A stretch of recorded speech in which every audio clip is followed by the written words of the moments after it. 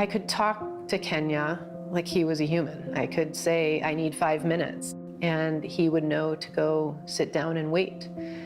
And sure enough, 5 minutes later, he would come back up to me and say, okay now? For many pet owners, the bond shared with our dogs is one of the most meaningful relationships that we have, and facing the idea of losing them during our lifetime is one of the most difficult.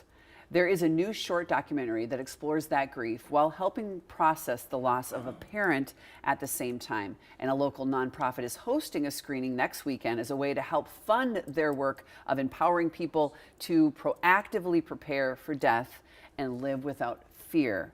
And we're very excited to have NPR radio host Kathy Werzer here. And she is also the founder of the End in Mind project. And I know you've been doing this for a while, and it's so good to have you here talking about it. Great to see you again. Yes, it's such an important thing that obviously we all have to deal with.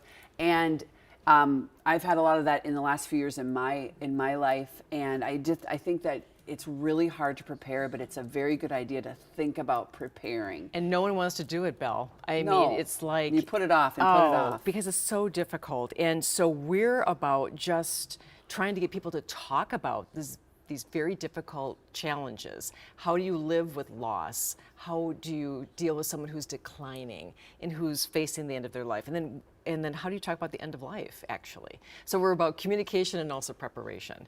Yeah, because then it will go so much more smoothly, hopefully. Yes. And then, and you just want them to be able to go out with grace. And it's so difficult because so many emotions are involved. Oh my gosh, absolutely, absolutely. And you mentioned you've had family members. I have too, and I wish. I mean, we're professional communicators, and I would think that I would have had the opportunity to talk about some of these things with my parents, and I didn't.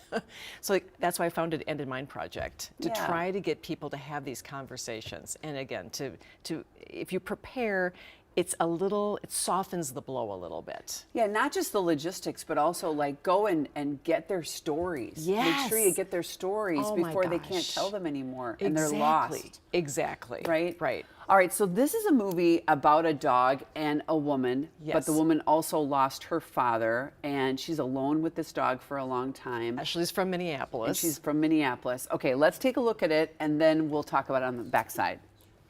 I was really worried what would happen for Ashley once she finally stopped denying the fact of his impending death. She had fought so hard to beat death. And what would it be like when she finally realized that that was the one she was going to win?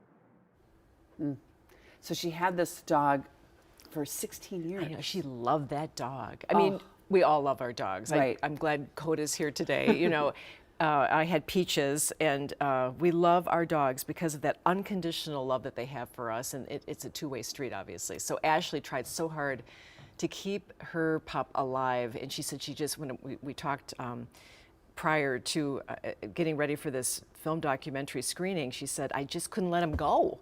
I tried everything to keep him going, and on one level I thought, she said, that this probably isn't going to work. She said, but I just couldn't. I lost my dad, and I couldn't lose him. So she tried really hard to keep him going.